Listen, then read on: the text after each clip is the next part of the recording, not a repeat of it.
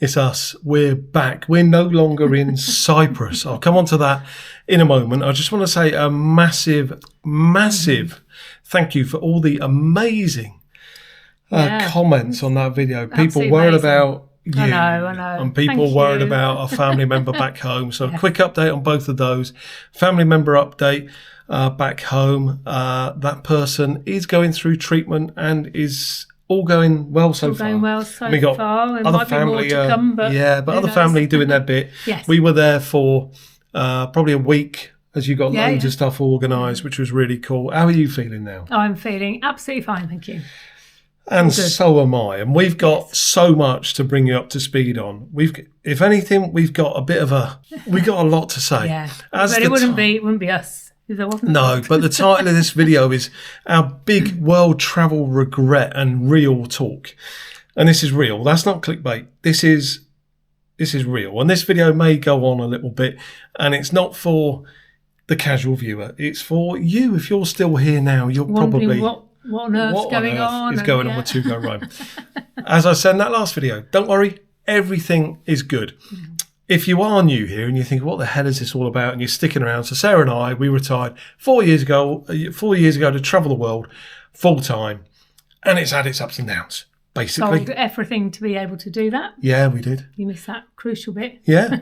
So let's get into it. As I say, we've got a lot to share in this video. In our last video, we spoke about Airbnb and that it just got too with much. Everything else going on, it was a bit of a final nail, as I say. And actually, since we left that, so we left Cyprus like a day after we recorded that video, Airbnb host didn't offer us any money back, didn't offer us any support whatsoever. No, so I think, hey, there you go. But we flew from there. About that for the next 10 minutes. Yeah, we're not going to. We flew from there back to the UK, spent a week with your mum in Birmingham, and then we flew from there to Spain, to our house in Spain. As you know, we bought a house in Spain. We're going to share all that in the future. And now we're sat in a tiny little town in the east side of Germany called, I don't even know how we pronounce it, called Zurich? Yeah. Something like that. It's an absolutely gorgeous place. So this is our apartment here. This is not, incidentally, Airbnb. No. But we're going to come on to that. So Airbnb, we've had ups and downs, haven't we? We've had ups. Certainly Australia, Canada, Ireland. Yeah. They were certainly islands stand out. Ireland. There was one in Australia that wasn't. It stood out for another reason. Yeah. But I'd say that Ireland really encapsulated what I think Airbnb was all meant to be when the business was first formed, and that is that people were opening up spaces in their homes for you to share. And go back to the Island series if you want to see what I mean by that. It was incredible. And in Australia, I remember standouts being in Blackheath and on the Gold Coast. Gold Coast, yeah. Exceptional. Even Brisbane, all of those were really good. Nice. But let's give you, the opposite to that. The opposite to that would be in Asia. We stayed in a horrific one in Penang. Yeah, that's when we were told we were too fat to be. Yeah, because of the sofa. Yeah, which is why it's all because of that. It's all because of that we're focusing this year on losing weight and getting healthy. It scarred me for life. And in Bali, Bali, we had on the face of it what looked like the most gorgeous place with our own pool, but the pool had scum on the top, and he didn't bother sorting out the Airbnb host, and there were a whole range of creepy crawlies in there that we were sharing our place with, and there was no way of overcoming that issue. And I think what I've said is the disappointments as far as the photographs were really, really good, and you get in there, and we've always tried to make it our. Or even, do you remember that time as well when we were getting on a flight or a train in the morning heading to another town somewhere in the world, and I just quickly had a look at my phone about 11 o'clock at night and a message from an Airbnb host saying, sorry, we can't host you because the washing machine doesn't work. That's Kuala Lumpur. Was it? And we were saying to them, we don't care about the washing machine, don't worry about it. And this is just kind of a ruse that they pull, because what they'll then do is say, can you cancel it? We cancel it, we don't get any money back. Belgium. Yeah, Belgium. It goes on. It goes on. So I'm looking over your shoulder because we got notes behind us. We're not winging this, you know. So it's been like death by 1,000 cuts with Airbnb, and frankly, we're sick of it. We are totally and utterly sick of it. It's things like settees. So the one in Penang, we were sat on basically cloth, and underneath the cloth was a plank of wood. And what went wrong with that is that plank of wood was broken. Already been repaired once. And it broke. I literally, my backside was on the floor. Yeah, exactly. And you have others where there's no arms on the sofa, so there's no way to really relax. And they're so old that just the seats are really baggy. And if you're staying in these places for a month at a time, that can eat away at your beds, which are, you know, you're really sleeping on the springs of the bed. So death by 1,000 cuts. So when we say the title of this video, our big world travel regret, is that it's using Airbnb. And we don't want to use hotels all the time because there's the kitchen side of it. We like to cook for ourselves, and so hotels don't work for us either because then you've got to eat out, you've got to spend more money eating out. And it's like this place, we've got a kitchen, but it's more like a serviced apartment. So we've literally been in this room now for about 5 minutes before we record. Not had a look in there, but there's probably not all the dishes and all the things you need to. Enough for is that? Is it good? Oh, okay. Well, it's unusual. And a dishwasher. But do you know what? We've got something to thank Cyprus for. Yes. And so this is a big reveal. We're revealing something that we might be doing, and we're revealing why we're sat in some weird town in the east of Germany, because we're not here just for fun. Well, it is fun. Yeah, it is. It's not just fun. No, it's not just fun. But it is fun, isn't it? You enjoy yourself. Yeah, I'm looking forward to going out to explore. Yeah. Before we came, by the way, we had to go out and buy some more warm weather clothes because we'd left everything in the UK. Yeah. And then we suddenly decided to come here. So I needed a new coat. I needed new boots. Yeah. So that's what it is. But because we got a bolt hole. Yes, we haven't bought thermals. But because we've got a bolt hole in Spain. We can store stuff there. Yeah. So. But we're not here just for fun. And what have we got to thank Cyprus for? Big reveal. And I think if we just scroll down in our notes, I think there's even more than that. There's a lot. And actually, this is potentially the start of a series that, if everything goes well over the next few days, just about anybody watching this video might get something out of this and might well go, wow, really? Yeah. And it might set the cogs going for you, because it did for us. Yeah. And it might give you something new for you to think about if you're looking to travel, certainly in Europe. But we're not going to go into that today. The beach in Cyprus. So beach in Cyprus with the little cat. So a bit of water. Yeah, exactly. So we, to get out of the freezing cold temperatures of our house, it was one day that was sunny, and we went to the local beach, and there was a cute little cat there. Yeah. So you went to the toilets and got some water. Yeah, he had a little dish. Somebody left a little ashtray, I think it was, and so I gave her some water. Yeah, a cute little putty cat. And we were sat there looking out to sea, and just going, what are we doing? And while we were sat there, we still weren't well. No, at all. And while we were sat, and this is the reality of world travel. It's not, and you get this from us. It's not all blueberries and vanilla coffees, is it? I know it was this morning because that's what we had in the car, but it's not always that.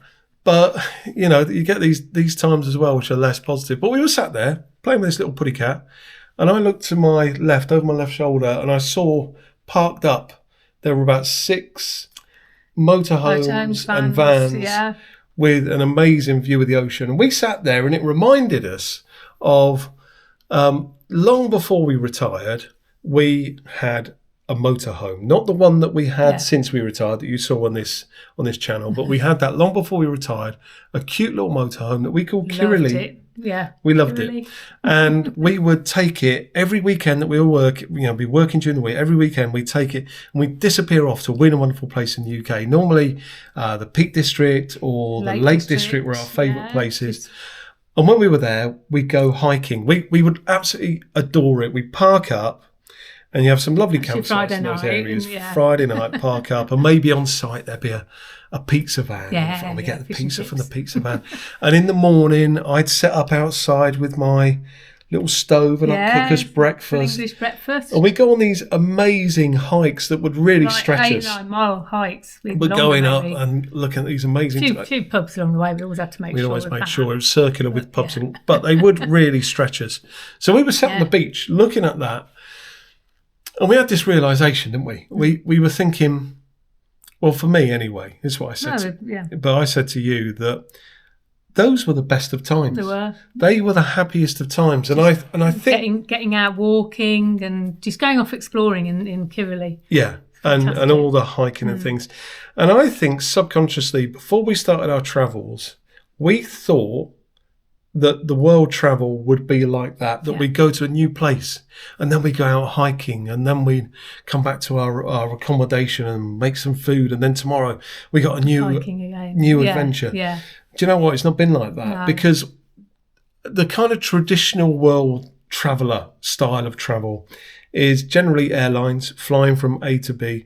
I'm sick of flights, to be honest, but flying from A to B, and then you're in a city. So you go from city to city. You stay in a place like this, maybe in a city. You explore the city, and then you move on. It's rare that you can really get outside of the area that you're in to go hiking. But if you're in Asia, it's hot, so there's only so much hiking that you can do. And you want to eat the street food. You want to do stuff like that. So you're not eating healthy. And I think take that together with the whole Airbnb situation. And for us... That's not maybe how it is for everyone. No, because we watch YouTube channels where they're out hiking in mountains and things. That's really good. But it has been for us. So, and that, I don't know why that has been like that, but it has. It just is. Maybe it's what we fell into. The heat and, don't know. It's just... Before we fell into that routine. That was routine. And so we go for a month to a place. So take Kuala Lumpur. We were a month in Kuala Lumpur. And too hot to go. And we loved Kuala Lumpur. I loved it, but going hiking anywhere. We just kind of stayed in Kuala Lumpur. It's a failure of us, you're right. Yeah. And, there are other people you're watching on YouTube, I'm sure. There are mountains. And they're doing it right. Yeah, So this is about us. But if you're following us to get ideas for your own travel, then recognise that these may be challenges that you suffer as well, and they are real. And then coming back to the Airbnb thing, when you are traveling from location to location and there's another, every Airbnb, there is something wrong. So you leave an Airbnb that's got an awful sofa that you're sitting on a plank of wood on the floor. You leave there, you move to the next one, and you go to everything seems fine. You go to bed and you find that there's all springs in the mattress. You go to the next one and you've paid double what you would normally pay because you've got your own private swimming pool and you can't use it because there's scum on it. Bit by bit, it's really eats away at you. Yeah. What I'd say is, if you're not a full-time traveller, when you might be thinking, get over it. It's all right. You can work around these. But when you go on vacation somewhere and you go into your accommodation and you think, oh, that sofa's not very good, I think subconsciously you're thinking, well, next week we're back home. You just like we're back home in our place. Yeah. So it's not a problem. But when you know you're going from one to the next, to the next, to the next, it eats away. It gets worse. It probably sounds like we're the ones making the bad choices, but these, that's the problem with Airbnbs. The websites and the photographs are great, and the reviews. I was going to say, we don't look at anything that hasn't got excellent number of reviews and excellent reviews. So it's not our fault. We're not choosing the wrong things, and we don't mind paying for accommodation to get the right thing. Yeah, so to not shit all over Airbnb, I'd say if you're staying in Airbnb for a weekend away, fill your boots. But if you're planning your life around doing it 1 month at a time, and the prices are escalating, so it just isn't what it used to be. No. So Sarah and I, we spoke about on that beach about Kirrily and the times that we had in there. Well, it just makes us smile, doesn't it, whenever we talk about that? Yeah, it always does. Really, really precious memories. Yeah. So There was just something about Friday nights going off. It was, it was cozy. Checklist I had to take. And it was cozy. And it was our own controlled environment. We had that cozy little bed. After a week at work, it was just brilliant. Cozy. If I've got any footage of it, I think we've only got a couple of photos because we weren't YouTubers then. And you'll know that a couple of years ago we bought Motorhome when we were in the UK. And that was great. We liked it. Loved it. We did a lot of research on that. We did because we had loads of research. Then that was our home, so that had to be specific specifications, didn't it? Yeah, so it was quite large, and we probably lived in it for about 4 months. Yes, stayed in it every night for about 4 months, and really did enjoy it. And then out of the blue, there was this buying a house in Spain situation, and a little teaser on that. If you are new here, everyone else knows this, but if you are new here, we were featured on a TV program buying a house, and we had no plan to buy a house, and we had no plan to go on a TV program. But sometimes things just happen, and before you know it, sometimes you got a cameraman stood in front of you, a sound guy there, and a TV personality, a TV personality with you, and a director going, action, and you're thinking, "What? How did I get here?" But the thing is, done well how we got there. But we'll come on to that when we make those videos. Once it's been on TV, we'll share absolutely everything. But sorry for the delay. I mean, it's not our fault. It's totally out of our hands. That's a TV channel in the UK that's but it's coming. Don't worry about that. But once we bought the house in Spain, I remember where we were. We were sat in a bar, drinking a bottle of Cava, and thinking, so do we keep the motorhome and the house? And here's why we didn't keep the motorhome. And that is, we don't have a fixed abode in the UK. We use a friend's address as our technical home because we are UK tax resident, and we plan to remain that way as well. Oh yeah, I've got a massive review on this video, by the way. Come on to that in a little while. Honestly, really, really cool. But anyway, and we bought a house in Spain, and our house in Spain, as Sarah says, is our bolt hole, and that's our jumping off point. Mm-hmm. So anywhere we're looking to go in the world now, we're looking at it from there, and we're saying, oh, do we need to get an internal flight to Madrid and then go off wherever we're going, if we go long haul? So that's our jumping off point. So let me draw this scenario for you. We're in our house in Spain, and we think, right, we now want to do some motorhoming around Europe. So why don't we fly back to the UK, get to the UK, get to the airport, and then we need to get transport, because we sold our car in the UK, transport from there to the storage yard where the motorhome is. Isn't it anywhere near a train station or anything? No, miles from everywhere. And then we get it, and then we drive it across the UK, and then we have to do ferry charges to go across, and then we drive it around Europe. And then we end that tour and we think, right, we go back across and put it back in storage and back to the airport and fly back to Spain. Bit of a ball ache. Now, let me add on to that. Why don't we, maybe someone would be thinking this and would type it in the comments. Well, why don't you, Neil and Sarah, rather than keep it in the UK, keep it near your house in Spain, then you can do that. Well, there are insurance issues, and we went to the Motorhome show at the NEC in the UK, which is a big exhibition that we have every year to be there, in the UK. Yeah, we went there. It's a couple of weeks ago, and we spoke to the UK's top insurer for this stuff about this, and we said, if we had a UK motorhome, can we take it to Spain for the whole year? And they said no.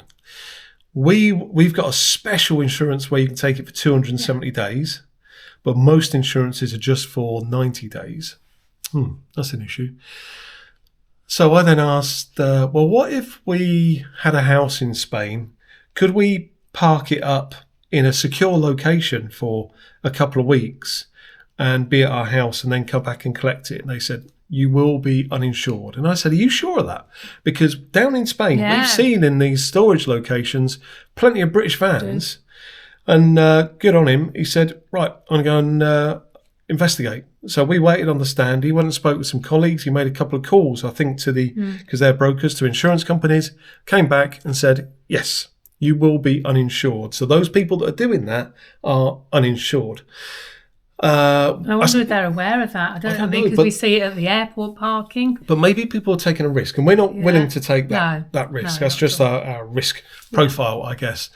He said the only thing you can do is you can be on a campsite, so a registered campsite, and be out of it for 72 hours, so for 3 days, and you will be insured. If you're out of it for 4 days, you're uninsured. If it's not on a campsite and you're out of it for one night, you're uninsured. So this is about staying in it overnight. Well, for us, that's a complete non-runner, because if we take our motorhome to Spain, we want to use our house as well. So you can see we're talking about motorhomes here. Everyone's going. So I said I've got another huge reveal. I've actually got it here to reveal to you in this here bag. And the huge reveal is, we went to Ireland. We went to Ireland mainly because my grandmother, my dad's mum, was Irish. And I absolutely loved my grandmother. Not everyone in the family felt the same way about her. She was a strong character, but I thought she was incredible. But that explains it in some ways. Yeah, she was a bit special. So I wanted to go there to reconnect with Ireland, and we went to the little village where she was born and brought up, because we were going through the process of applying for an Irish passport, which is exactly what you see. At the moment. No, because the camera. Oh, the camera shake. Sorry. Sorry about that noise. So this here is an Irish passport, and it is my Irish passport. A massive thank you to my grandmother for this. Because of Brexit, we wouldn't have the same kind of access to Europe, but this gives Sarah and I access to travel and to roam around Europe. The way it works, so if anyone watching here has a European passport and they've got a partner that is just a Brit like Sarah, and you might have been thinking, well, that means I can travel, but that person can't. Well, as long as they're travelling with you or travelling to be with you, there is a EU directive that states they have full unfettered access and the ability to roam. Yep. There's limitations to how much time you can spend in each country at a time, normally 90 days. And this is where we said, sat on that beach in Cyprus, it's a no-brainer. Let's get a motorhome. Yeah, absolutely. Let's get a motorhome. But we're going to do something different.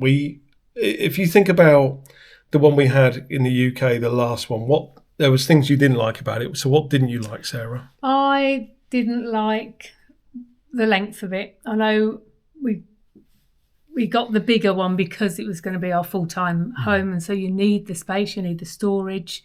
But I just felt it was too big. And the kitchen and the bathroom were right opposite each other, and the bathroom had a door. And once we tried to pass each other, there was just, for that size vehicle, there was just no room in that particular little hallway. So the vehicle's long. And more. And the seating. So we had a rear lounge, which we wanted because of... lounging, and I'll link underneath this to a video tour of that. Because we did a video tour. But the dinette area, although it's like an L-shape sofa, the table was too big. It wasn't didn't fold, couldn't move it properly. Did fold. And the left hand, the side against the wall, the cushions there, they were too narrow for even my short legs. I didn't fit on that properly. Width of the van? Width of the van I wasn't keen on. Go on. What was that, 2.35? 2.35. Yeah. So 2 metres 35. Driving it down a narrow lane in a lot of the UK, scratches all the way down the side. All the windows were scratched within the first outing. Yeah, so Sarah got very, very... As you can see, Sarah had a few issues with that van, which helped us think about getting rid of it. And it wasn't a replacement for Kirili. So, exactly. It was a completely different thing, though. Yeah, so we've got an outline plan for how our life could look going forward from today, and that would be that we could spend maybe between 3 to 5 months in our house in Spain. We could spend 2 to 3 months long haul, so maybe South America we're still desperate to do.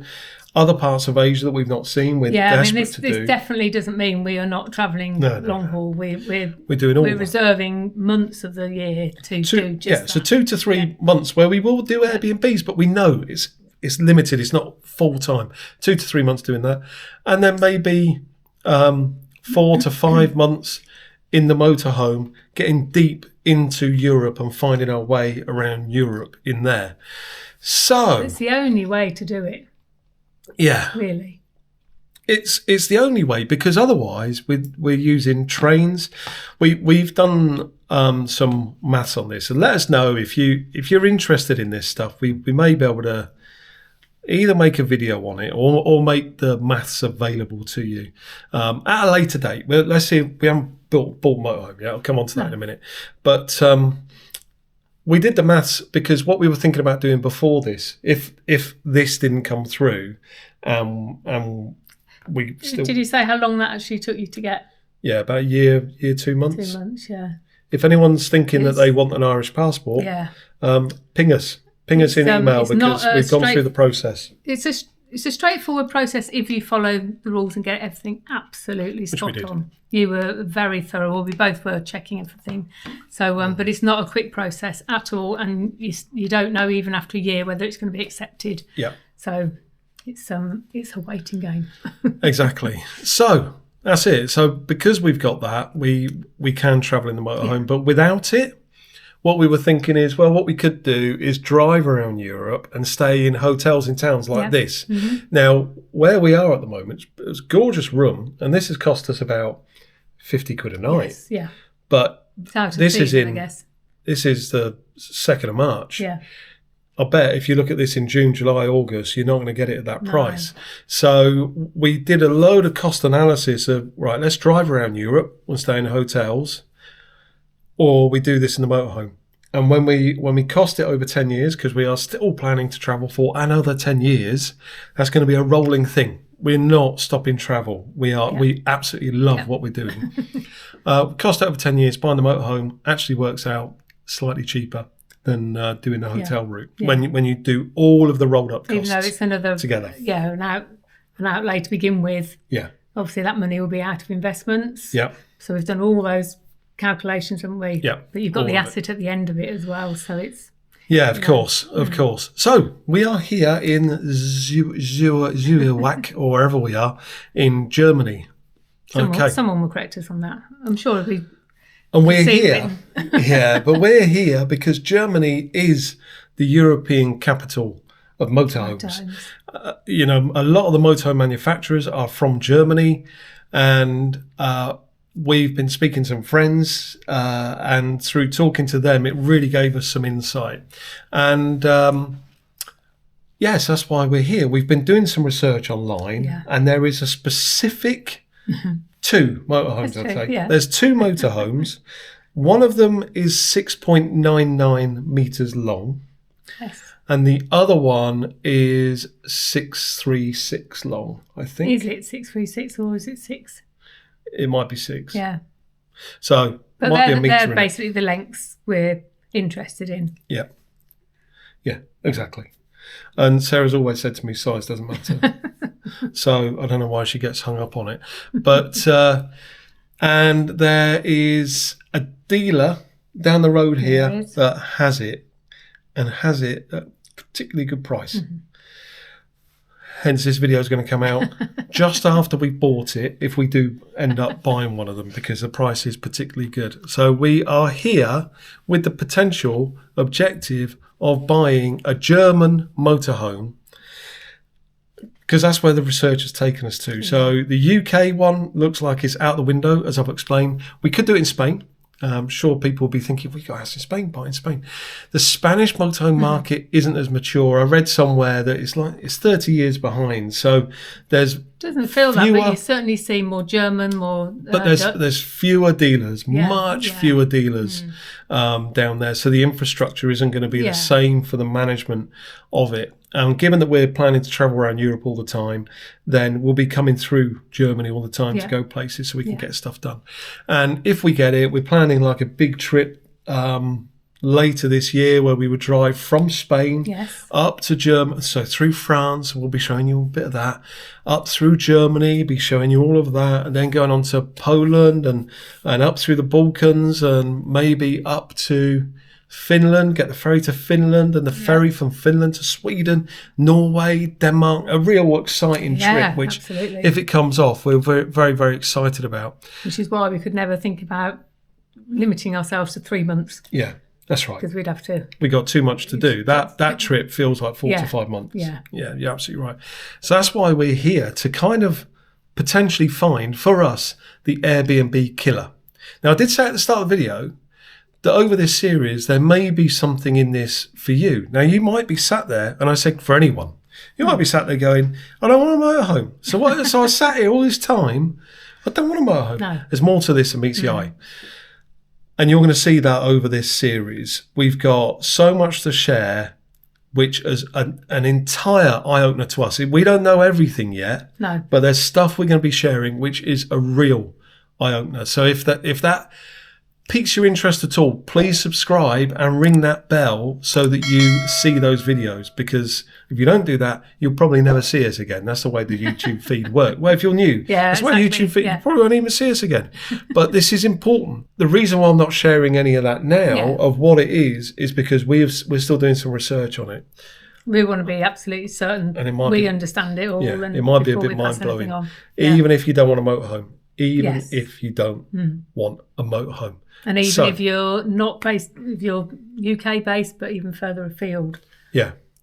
So coming back to the title of this video, our big world travel regret, and the thumbnail said something like, "Real talk, a solution." And actually, we should do the thumbnail. Let's do the thumbnail now, Sarah. Just what I want you to do, just sit like that. This is you're seeing behind the scenes here. So what we're going to do is, because we want these people to click, so we need a thumbnail that our big, it's a regret. So can you just go like that? Just go like that. So hold it though. Hold it. Sorry. And real talk. This is real talk. We could sugarcoat and we could say, hey, we've got this amazing idea. We're going to get a motorhome. No, there's things that have led to this and negatives that have led to this. And we think this is the Airbnb killer for us. And we think there's something in this for you too. In the next video, we're going to be sharing exactly what those 2 motorhomes are and maybe a little bit more besides. So come with us and we'll take you on this journey with us. Bye for now. Bye.